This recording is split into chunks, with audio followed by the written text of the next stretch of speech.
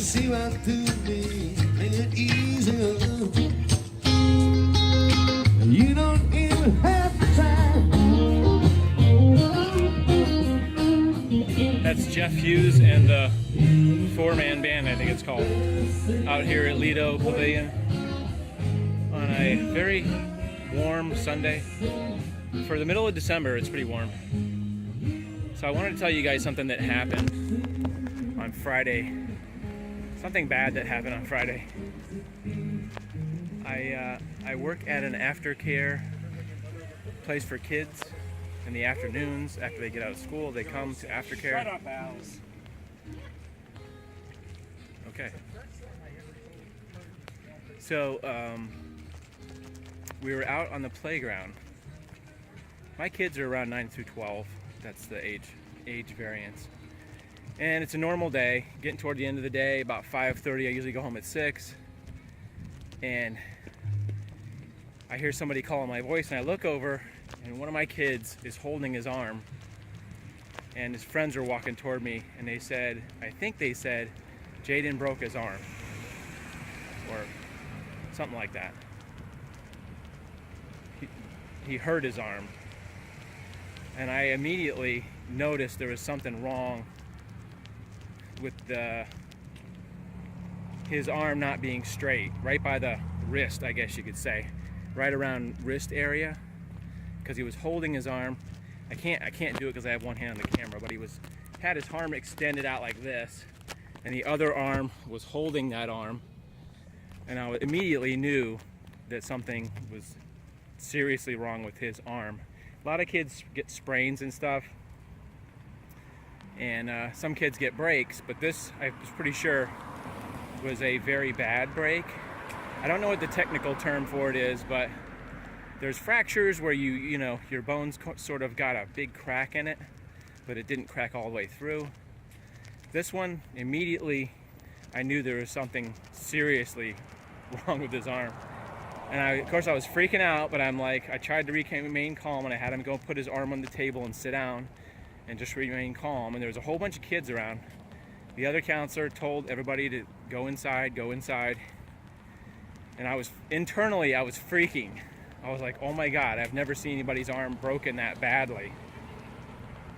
I've broken a foot bone, but it wasn't anything like that before. And I'm sure it wasn't that painful. He wasn't crying. I think he was in shock. I think he was just speechless. And he's like, got his arm on the table, and he's looking at it, and I'm like, don't look at your arm. And he's like, I can't move my fingers. I can't move my fingers. I said, so I tried to talk him through it. It felt like eternity. So I got on the radio, code blue, code blue, code blue. So it felt like in a movie when suddenly everything freezes and you're the only one moving, and like the whole world stops. That's what it felt like. It felt like it got really quiet. I wasn't aware of anybody else doing anything. I was just focused on this poor kid who hurt his wrist. I think he fell and he didn't have his legs under him, so he put his hands down, and when he put his hands down, I think he broke his wrist or his forearm. So I kept talking to him. I said, don't worry, the ambulance is going to be here. They'll take you away. Your arm's going to be fine. You'll get ice cream when you go to the hospital. You'll get as much ice cream as you want. I just try to keep him talking because I've had some first aid training, and that's the training they teach you is, you know, make sure you keep talking to somebody, keep their mind off it. So I was kind of holding him with my arms, had my hand around his back, like a mother would. He was. I don't know if he was calm or was in shock. It was maybe a combination, but he wasn't screaming, wasn't crying, just saying it hurt. He kept looking at his fingers. I'm sure he was just like, why is my hand like this? Because there was a misalignment there between the forearm and the hand. And like I said, I was freaking out because I just couldn't believe, you know, it's like suddenly you're in a surrealistic thing. Like you have a normal day going, and then suddenly you're thrown out into this situation. So my other counselors did a good job.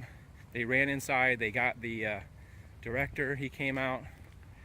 I tried to tell him without telling him it's a really bad break. I think I mouthed it. I think I said it. And they went and called his mom. She came down. For some reason, they didn't want to call the ambulance right away, so it felt like an eternity. It felt like 20 minutes. So we put him on We splinted his arm with something straight, tied a shirt around it, took him to the front without moving his arm, waited for mom. Mom came and picked him up. I felt so bad. It was just so freaky. Like I said, I've never seen somebody break their arm like that. Not that people haven't done that. I've just never personally witnessed somebody breaking their arm in that way to where it was a complete break or whatever you call that. So yeah, it freaked me out, and I wanted to, like, I wish I had the phone number to call and make sure he was okay, because I almost think in this occasion that you would have to go and have metal put in your arm because of the completeness of the break. I don't think you can cast something like that. These days they would do an operation, they would put some screws in your arm, screw the bones back together, and so my heart goes out to the kid. I hope I see him Monday. Just you know, you never want to see something like that happen, but I mean, kids break things. I broke things, stitches and all the whole 9 yards. So I just want to relay that. But I think it did a good job, and I think my counselors did a good job by not getting excited. Staying calm, I think, kept him calmer, I hope. Not getting all freaked out and, oh my God, we got to do this and we got to do that. And so that's like one of the most important psychological things in first aid, I think, is just if you can stay calm, the kids stay calm. If people come up to you when you just had an injury and go, oh my God, or, oh my God, are you okay? Okay, that's not a comforting thing. But if somebody can say, we're gonna take you to the hospital, it's gonna be fine, they're gonna set it, put you in a cast, you'll be cool, everybody will be asking you what happened, you're gonna have ice cream, it'll be great, you can be like a king for a day. Tried to do that, so hopefully that worked out for the best, and my heart goes out to the poor guy. But you know, you live and learn, and those things happen. Anyway, I hope you guys are having a good Sunday. I just wanted to relate that quick story to you while I was out here in a fantastic beach area. This is the sidewalk in front of the beach. The beach is out this way. It's really busy out today. I think there's some kind of like soccer teams from a different country here or something, because there's like it's kind of like spring breakish. There's a bunch of young kids over there at the hotel making noise and everything. So we'll see you in the next vlog, guys. I swear the next one will be the Disneyland one or Animal Kingdom one. Take care.